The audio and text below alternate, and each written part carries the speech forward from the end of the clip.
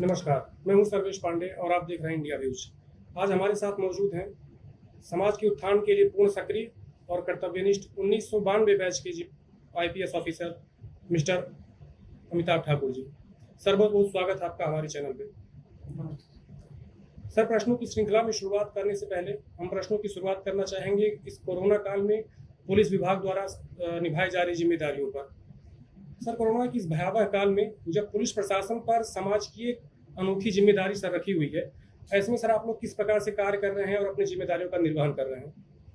देखिए, जहाँ तक मैं समझ पा रहा हूँ, हम लोगों पे इस समय दोहरी जिम्मेदारी है। एक तो कानून व्यवस्था की भी जिम्मेदारी है, दूसरा इस बात को भी देखे जाने की जरूरत है कि जो लोग कोरोना से पीड़ित हैं उनके संबंध में हम अच्छे ढंग से उनका काम, उनकी मदद कर पावें, हम जन जागरूकता कर पावें, हम ये इन्फोर्स कर पावें कि किसी व्यक्ति को कोई मतलब जो इस समय के नियम है उनका वो पालन कर सकें, हम स्वयं को भी बचा सकें। इस प्रकार से स्वयं को बचाना, जन जागरूकता करना, नियमों को इन्फोर्स करना और सामान्यतया कानून व्यवस्था को लागू करना, इन चारों तरफ की जिम्मेदारियां पुलिस विभाग पे आ रही हैं।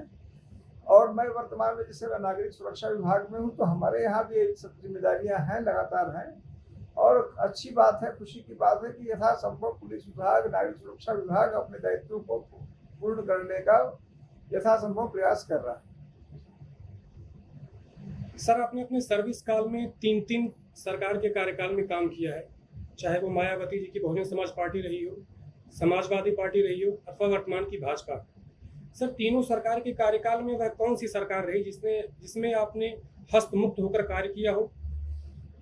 देखा जाइए, जाहिर सी बात है कि यह ऐसा प्रश्न है जिसका उत्तर मैं नहीं दे सकता, क्योंकि एक सरकारी नौकर के रूप में मेरा ये अधिकार नहीं है, मेरा ये दायित्व भी नहीं। मैं कोई रिटायर्ड अफसर होता तो मैं आपको कह सकता था कि फला का फला था। मैं देखता हूँ तमाम रिटायर्ड अफसर अपनी याददाश्त लिखते हैं, अपनी बातें लिखते हैं, लेकिन मौजूदा समय में मेरे लिए यह उपयुक्त नहीं है कि मैं तुलनात्मक रूप से कह सकूं। अब सरकारी आंकड़ों में हर व्यक्ति अपनी प्रशंसा करते हैं, लेकिन उस एक सेवा के नागरिक के रूप में, अधिकारी के रूप में और उस व्यवस्था के अंग के रूप में मेरे लिए ये कदापि संभव नहीं कि उस पर टिप्पणी करूं। सर, हमारा ये अगला प्रश्न भी पिछले प्रश्न से ही संबंधित है। सर, आपके कार्यकाल में जो सरकार आई उसमें सर किस सरकार में आपको लगा कि वो अपनी कथनी और करनी में अंतर नहीं कर रही है अथवा सामाजिक उत्थान के लिए पूर्ण रूप से दृढ़ निश्चय है? देखिए, जैसा मैंने कहा, अब ये सब प्रश्न मुझे जहाँ तक समझ में आता है, सभी सरकारें, और क्योंकि मेरा यह मानना है कि सरकार किसी दल की नहीं होती, सरकार हमेशा उत्तर प्रदेश की होती है। उत्तर प्रदेश शासन तभी कहते हैं, माननीय मुख्यमंत्री उत्तर प्रदेश के होते हैं, सारे मंत्री उत्तर प्रदेश शासन के होते हैं। तो सारी जो भी सरकार होती है, सरकार निरंतर जनोत्थान के लिए सक्रिय होना उसका दायित्व होता है, संवैधानिक उत्तरदायित्व होता है, जिम्मेदारी होती है। तो सभी सरकारें इसी दृष्टि से काम करती हैं। सरकार के सारे अंग, जैसे छोटे छोटे अंग के रूप में हम लोग हैं, हम लोग अपना उस बहुत बड़े सरकारी व्यवस्था का छोटा सा अंग है। हम भी एक सरकारी अफसर के रूप में, सरकारी कर्मी के रूप में इसी दायित्व के लिए काम करते हैं कि हम सरकार की जनोत्थान में सहयोग दे सकें और बेहतर समाज बनाने में अपना योगदान दे सकें। सर, वैसे तो आपने समाज के लिए बहुत ही सराहनीय कार्य किए हैं और कई सराहनीय कार्य किए हैं। आपके इन सराहनीय कार्यों में से सर एक रहा है आरटीआई अधिनियम। सर, आरटीआई अधिनियम के पहले सर किसी साधारण जनमानस को किसी सरकारी विभाग से सूचना प्राप्त करना बहुत मुश्किल हुआ करता था, लेकिन इसके सर लागू होने के बाद ये बड़ा ही सहज हो गया। अब कोई भी व्यक्ति किसी भी सरकारी विभाग से सहज रूप में सूचना प्राप्त कर सकता है।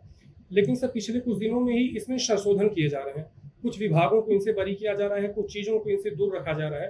तो ऐसे में सर क्या आपको ये लगता है कि अमेंडमेंट जो किए जा रहे हैं ये उसको अपंग बना रहे हैं, कहीं ना कहीं कमजोर कर रहे हैं, या आपने सर जो नींव रखी थी जो सोच कर, क्या अभी भी सर उसमें कुछ कदम उठाए जाएंगे आगे आप द्वारा, या फिर क्या किया जाएगा सर? देखिए, इस बात से तो हम लोग सभी अवगत हैं, सहमत हैं और पूर्णतः अभिज्ञ हैं कि आरटीआई एक्ट संभवतः विगत दिनों में पारित हुए सभी एक्ट में सबसे ज्यादा ताकतवर, सबसे ज्यादा महत्वपूर्ण एक्ट रहा है। और यह सही है कि आरटीआई एक्ट ने जितनी मुझे और आपको और हर व्यक्ति के, गांव के व्यक्ति को भी, एक गांव में एक साधारण व्यक्ति जो है, जो अंतिम पायदान जिसकी बात कहती है, उसको भी अब दिल में होता है कि मैं दरखास्त लिख दूंगा, 10 रुपए उस पर लगा दूंगा और जो सूचना चाहूंगा मांग लूंगा, और उसे मिलता भी है जी। इस संबंध में मेरा अनवरत यह अनुरोध रहा है सारे जन सूचना अधिकारियों से, जहाँ तक हम लोग की पहुंच है, जहाँ तक मेरी बात का कोई वजन है या कोई अर्थ है, कि हम लोगों को इस एक्ट को अत्यंत सकारात्मक रूप से लेना चाहिए। यह नहीं, जैसे मान लीजिए मैं अपनी स्थिति कई बार दोहरी स्थिति देखता हूँ कि कई बार मैं खुद जन सूचना अधिकारी भी हूँ और कई बार मतलब मैं सूचना मांगता भी हूँ। तो हर समय हमें इस बात पर ध्यान देना चाहिए कि हम, जो व्यक्ति सूचना मांग रहा है उससे हमें अपना शत्रु नहीं मानना चाहिए, हमें उसके प्रति सहयोगी रखना चाहिए। यह सही है कि कुछ लोग जानबूझकर परेशान करने की नियत से सूचनाएं मांगते हैं, उन लोगों को इंगित करना, उनको चिन्हित करने में कोई बुराई नहीं है। यदि मान लीजिए मैंने ये मांग लिया कि किसी दफ्तर से मांग लिया कि अपने सारे अभिलेखों के फोटोकॉपी दीजिए, तो वो उसका कोई अर्थ नहीं होगा। लेकिन जब भी कोई सूचना है, भले मुझे दिक्कत तलब लग रही हो, लेकिन मेरा मानना है कि यदि आरटीआई एक्ट में वो निषिद्ध नहीं है, प्रतिबंधित नहीं है, तो सूचना दी जानी चाहिए। जो परिवर्तन आरटीआई एक्ट में हुए हैं, मेरे ख्याल से आरटीआई एक्ट में जो परिवर्तन हुए हैं वो तो केवल सूचना आयुक्त की नियुक्ति को लेकर परिवर्तन हुए हैं। वो जो परिवर्तन हुए हैं, व्यक्तिगत रूप से मैं उन परिवर्तनों में कुछ भी ऐसा गलत नहीं पाता हूँ। और यह जरूर है कि आरटीआई एक्ट को लेकर विभिन्न सरकारों द्वारा तमाम निर्देश दिए जाते रहते हैं। मैंने उन निर्देशों को जब भी पढ़ा तो निर्देशों में वास्तव में कोई कमी नहीं रहती है। दिक्कत सिर्फ ये होती है कई जो बहुधा जो जन सूचना अधिकारी जो उसका पालन करवाते हैं, कई बार वह अपना दृष्टिकोण जब उसमें लगा देते हैं तब समस्या आती है। मेरा यह मानना है कि उन जन सूचना अधिकारियों को एक सकारात्मक दृष्टि से आरटीआई एक्ट को देखना चाहिए। सर, एक जन सूचना अधिकारी होने के नाते क्या कभी आपने ऐसा फेस किया अपने कार्यकाल में कि आपको जवाब देना, जो आरटीआई में किसी ने सूचना मांगी हो, वो जवाब देना आपके लिए शायद चिंता का विषय रहा हो या फिर असहज महसूस किए हो, अथवा कुछ आरटीआई जो मांगने वाले ऐसे होते हैं, ये अनर्गल प्रश्नों की बौछार करके एक आरटीआई की सूचना मांग ले आपसे? निश्चित रूप से ऐसा होता रहता है। विभिन्न विभागों में ऐसे लोग होते हैं, हर जगह होते हैं, जिनके बारे में उनके द्वारा पूछे गए प्रश्नों से ही स्पष्ट हो जाता है कि वह, उनका उद्देश्य सूचना प्राप्त करने की जगह स्थितियों को असहज करना है। तो जो मुझे लगता है कि उन मामलों में माननीय सुप्रीम कोर्ट ने, माननीय हाई कोर्ट ने, सीआईसी ने, स्टेट इंफॉर्मेशन कमीशन ने लगातार ये स्पष्ट किया है कि सूचना मांगने वाले को हम रोक तो नहीं सकते हैं, लेकिन निश्चित रूप से सूचना देने समय हमें, यदि कोई लगातार ऐसी सूचनाएं मांग रहे हैं तो हम उस आधार पर सूचना खारिज कर सकते हैं। यानी जन सूचना अधिकारी और उसकी, यह व्यक्ति कार्यालय को एक प्रकार से, कार्यालय की पूरी जो कार्य प्रणाली है या कार्य व्यवस्था है, उसमें एक व्यवधान उत्पन्न कर रहा है कि साधारण को सूचना देने से मना किया जा सकता है। मेरा इस संबंध में मात्र मानना है कि जब भी ऐसा किया जाए तो उस कारण को स्पष्ट रूप से बताया जाए, यानी पारदर्शी ढंग से उस चीज को प्रेजेंट किया जाए। नंबर 2, व्यक्तिगत राग द्वेष से उत्प्रेरित न होकर मात्र तथ्यों के आधार पर इस प्रकार का निष्कर्ष निकाला जाए। सर, हाल में एक घटना घटित हुई, विकास दुबे इनकाउंटर कांड। सर, पुलिस विभाग द्वारा, पुलिस प्रशासन द्वारा यह पब्लिक को बताया गया कि गाड़ी पलटी, गाड़ी पलटने के बाद विकास दुबे ने रिवॉल्वर छीन के भागे, फायरिंग की, ऐसी दशा में उनका इनकाउंटर कर दिया गया। जबकि सर, पुलिस विभाग में सर जो भी कर्मचारी नियुक्त होते हैं, उनको सर ट्रेनिंग के दौरान ही प्रशिक्षण में बताया जाता है कि अपने रिवॉल्वर को हमेशा अपने ड्रेस की लगी, अपने वर्दी की लगी डोरी से बांध के रखें। ऐसे में सर रिवॉल्वर लेके भाग जाना, रिवॉल्वर छीन के भाग जाना, कहाँ तक सर सत्य साबित होता है? और अगर सर ऐसा है तो क्या लापरवाही का द्योतक नहीं सर कर्मचारी द्वारा किया गया यह कृत्य? देखिए, इसमें कोई संदेह नहीं कि जो घटनाक्रम हुआ विकास दुबे प्रकरण में, उसको लेकर तमाम स्तरों पे तमाम प्रश्न उठे। मैं समझता हूँ उत्तर प्रदेश शासन ने स्वयं इन प्रश्नों की गंभीरता को समझते हुए, ऐसा बहुत कम मामले में हुआ कि एक तत्काल बाद एक एसआईटी नियुक्त हो गई, तत्काल बाद एक न्यायिक आयोग बना। माननीय सर्वोच्च न्यायालय ने भी इसी गंभीरता को समझा, उन्होंने उस न्यायिक आयोग के फलक को और विस्तृत कर दिया और यहाँ यह भी कह दिया कि उसमें एक सुप्रीम कोर्ट के रिटायर्ड जज रहेंगे, एक रिटायर्ड डीजीपी रहेंगे। तो जाहिर सी बात है कि प्रश्न उठे हैं, तमाम लोगों द्वारा उठाए गए हैं, लगातार उठ रहे हैं। उन प्रश्नों का उत्तर खोजा जाना सम्यक ढंग से, ठोस ढंग से, विधिक ढंग से और वैज्ञानिक ढंग से ये आवश्यक है। मुझे विश्वास है कि इन सभी जो जांच क्रम है और जो अन्वेषण हो रहा है अलग अलग स्तर पे, उनसे सारी सच्चाइयाँ सामने आ जाएंगी। यदि कुछ गलत हुआ होगा तो उसके लिए सब जो उत्तरदायी अधिकारी होंगे दंडित होंगे। इस बात की भी पर्याप्त संभावना है कि सारी बातें वैसी ही हों जैसा कि संबंधित अधिकारी क्लेम कर रहे हैं, दावा कर रहे हैं। तो उन स्थितियों में जो कहा जा रहा है वो प्रमाणित होगा और सांच को आंच नहीं वाली बात रहेगी। सर, इस कांड में अगर आप जांच टीम में आप खुद एक अधिकारी होते, आप जांच टीम का अगर एक हिस्सा होते, तो आपका सर पहला कदम क्या होता?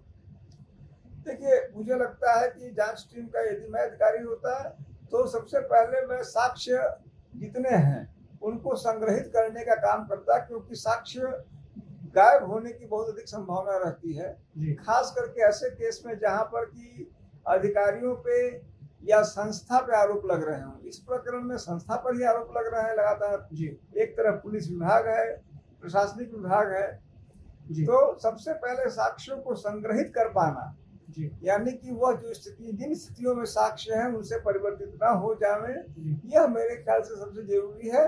और इस दिशा में उचित निर्देश दिए जाने चाहिए ताकि किसी भी स्तर पे, क्योंकि कई जिन पर आरोप लग रहे हैं वो सारे ऐसे लोग हैं जो महत्वपूर्ण स्थानों पे हैं, उनके अपने स्तर से कोई साक्ष्य परिवर्तित न हो जाए, इस बात को सुनिश्चित मैं करता और मुझे लगता है इसको किया जाना चाहिए। सर, हाल में एक घटना घटित हुई जिसमें एडीजी पीएससी द्वारा अपने अधीनस्थ कर्मचारी को थप्पड़ मार देने की धमकी सिर्फ इस बात पे दी गई क्योंकि उसने सुबह के 10 बजे फोन कर दिया था।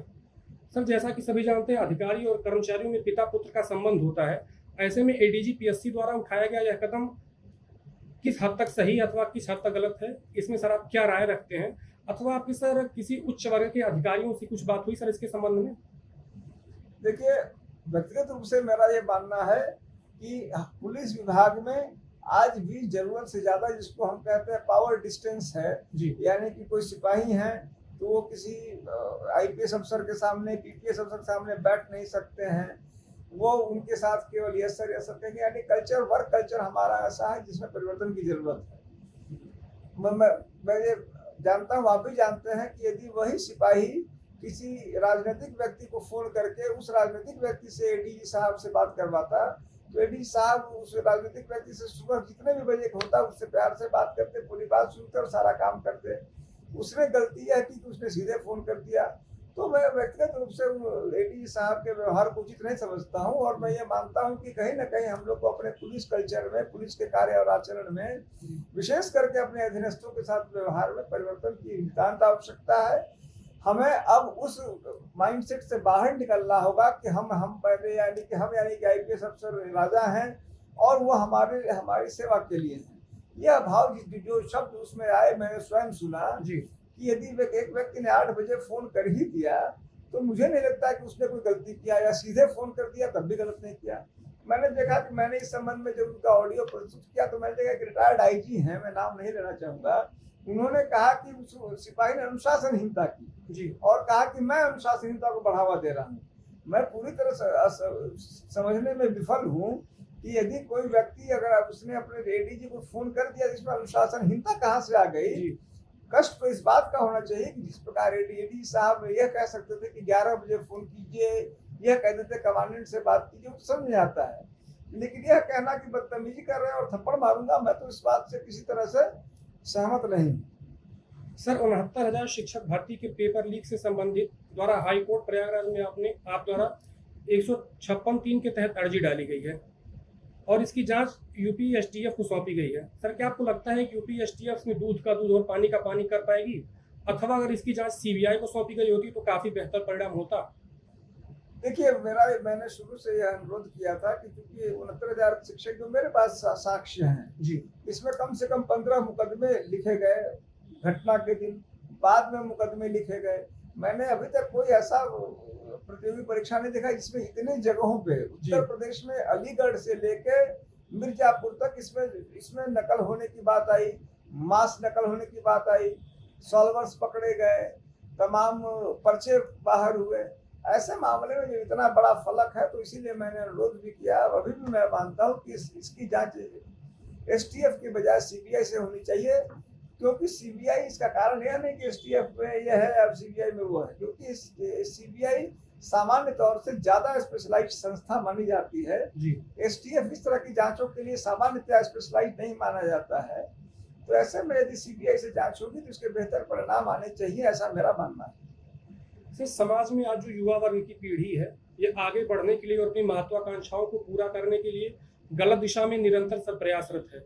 ऐसे में सर, समाज की युवा वर्ग को आप क्या संदेश देना चाहेंगे? देखिए, मैं तो यही संदेश में कोई नहीं दे पाऊंगा, सिवाय इस बात की कि यह जरूर है कि युवा वर्ग से ज्यादा मुझे लगता है कि हम लोग जो है, जो उत्तरदायी लोग हैं, जिस जो बूढ़े भी हम लोग होते हैं, एक तरह से हम लोगों को ऐसी स्थितियां बनानी चाहिए कि युवा वर्ग हम पर विश्वास कर सके, हम उन्हें केवल शिक्षा दें। यदि हमारी शिक्षा उथली लगती है, थोथली लगती है, उनका हम पर विश्वास नहीं हो रहा है, तो हम कोई शिक्षा देंगे उसका कोई अर्थ तो है नहीं। जब तक हम उनका विश्वास अर्जित नहीं कर पाएंगे अपने दायित्वों से, अपने कर्मों से, हम उनके लिए बेहतर माहौल नहीं बना पाएंगे, तब तक उन्हें शिक्षा देके हम कुछ नहीं पाएंगे। आपका सर बहुत बहुत धन्यवाद ये समय देने के लिए।